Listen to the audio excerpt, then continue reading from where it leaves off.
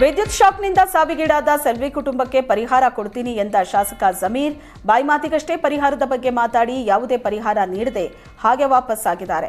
ಮೃತ ಸೆಲ್ವಿ ಸಾವಿನ ಬಳಿಕ ಆನಂದಪುರ ನಿವಾಸಿಗಳು ಪ್ರತಿಭಟನೆ ನಡೆಸುತ್ತಿದ್ದರು. ಈ ವೇಳೆ ಭೇಟಿ ನೀಡಿದ ಜಮೀರ್ ಸ್ಥಳದಲ್ಲೇ 5 ಲಕ್ಷ ಪರಿಹಾರ ಘೋಷಣೆ ಮಾಡಿದ್ರು. 5 ಲಕ್ಷ ಹಣ ತರುವಂತೆ ಆಪ್ತರಿಗೆ ಹೇಳಿ ಕಳಿಸಿದ್ರು.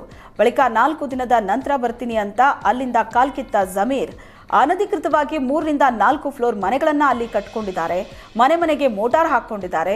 15 ದಿನದ ಹಿಂದೆ ಬಂದು ಮನೆಗೆ ಕಾವೇರಿ ನೀರು ನೀಡೋ ಯೋಜನೆಗೆ ಗುದ್ಲಿ ಪೂಜೆ ಮಾಡಿದ್ದೇವೆ ಅಂತ ಹಾರಿಕೆ ಉತ್ತರ ನೀಡಿ ಅಲ್ಲಿಂದ ಕಾಲ್ಕಿತ್ರು. ಯೂನಿಫಾರ್ಮ್ ಇಲ್ಲದೆ ಆಟೋ ಚಾಲನೆ ಮಾಡೋ ಚಾಲಕರಿಗೆ ಸಾರಿಗೆ ಇಲಾಖೆ ಶಾಕ್ ನೀಡಿದೆ. ಆಟೋ ಚಾಲಕರಿಗೆ ಬಿಸಿ ಮುಟ್ಟಿಸೋದಕ್ಕೆ ಮುಂದಾದ ಸಾರಿಗೆ ಇಲಾಖೆ ನಗರದಲ್ಲಿ ಆಟೋ ಚಾಲನೆ ಮಾಡಬೇಕು ಅಂದ್ರೆ ಯೂನಿಫಾರ್ಮ್ ಕಡ್ಡಾಯ. ಆಟೋ ಮೇಲೆ ಬೇಕಾಬಿಟ್ಟಿ ಪೋಸ್ಟರ್ ಹಾಕುವಂತಿಲ್ಲ, ಸಂಚಾರಿ ನಿಯಮ ಉಲ್ಲಂಘಿಸಿ ಆಟೋ ಚಲಾಯಿಸುವಂತಿಲ್ಲ ಅಂತ ಖಡಕ್ ಸೂಚನೆ ಹೊರಡಿಸಿದ್ದು, ಪ್ರಯಾಣಿಕರ ಜೊತೆ ಭಯ ಹುಟ್ಟಿಸೋ ರೀತಿಯಲ್ಲಿ ವರ್ತಿಸುವಂತಿಲ್ಲ ಎಂದಿದ್ದಾರೆ.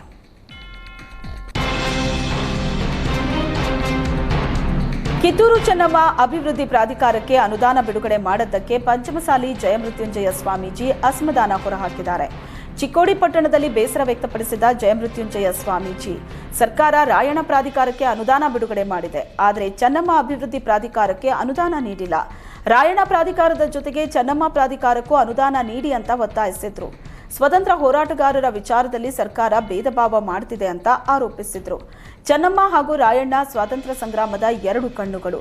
ಅನುದಾನ ಹಂಚಿಕೆಯಲ್ಲಿನ ತಾರತಮ್ಯವನ್ನ ನಿವಾರಿಸಬೇಕು, ಇಲ್ಲವಾದರೆ ಲಿಂಗಾಯತ ವಿರೋಧಿ ಸರ್ಕಾರದ ಜೊತೆಗೆ ಚೆನ್ನಮ್ಮ ವಿರೋಧಿ ಸರ್ಕಾರ ಅನ್ನೋ ಪಟ್ಟ ಬರುತ್ತೆ ಅಂತ ಎಚ್ಚರಿಕೆ ನೀಡಿದರು. ಬೆಂಗಳೂರು ಗ್ರಾಮಾಂತರ ಪೊಲೀಸರ ವಿರುದ್ಧ ಲೂಟಿ ಆರೋಪ ಕೇಳಿಬಂದಿದೆ. ನಗರದ ಹೊರವಲಯದಲ್ಲಿರೋ ಐಷಾರಾಮಿ ವಿಲ್ಲಾ ಮಾಲೀಕರು ಪೊಲೀಸರ ವಿರುದ್ಧವೇ ಲೂಟಿ ಆರೋಪ ಮಾಡಿದ್ದಾರೆ. ವಿಲ್ಲಾ ಮತ್ತು ಅಪಾರ್ಟ್ಮೆಂಟ್ಗಳ ಬಳಿ ಗಸ್ತು ತಿರುಗೋದಕ್ಕೆ ಪೊಲೀಸರು ಹಣ ವಸೂಲಿ ಮಾಡ್ತಿದ್ದಾರೆ. ಪೆಟ್ರೋಲಿಂಗ್ ಮಾಡೋದಕ್ಕೆ ಹೊಯ್ಸಳ ಪೊಲೀಸರು ಹಣ ಕೇಳ್ತಾರೆ.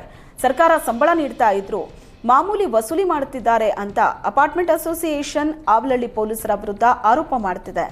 ಅಪಾರ್ಟ್ಮೆಂಟ್ಗಳ ತಿಂಗಳ ಮೇಂಟೆನೆನ್ಸ್ ಜೊತೆಗೆ ಪೊಲೀಸರ ಮೇಂಟೆನೆನ್ಸ್ ಕೂಡ ವಸೂಲಿ ಮಾಡಲಾಗ್ತಿದೆ ಎಂದಿದ್ದಾರೆ.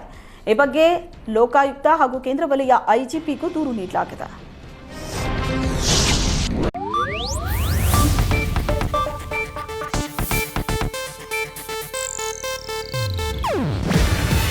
ಇದು ಏಷ್ಯಾನೆಟ್ ನ್ಯೂಸ್ ನೆಟ್ವರ್ಕ್ ಪ್ರಸ್ತುತಿ.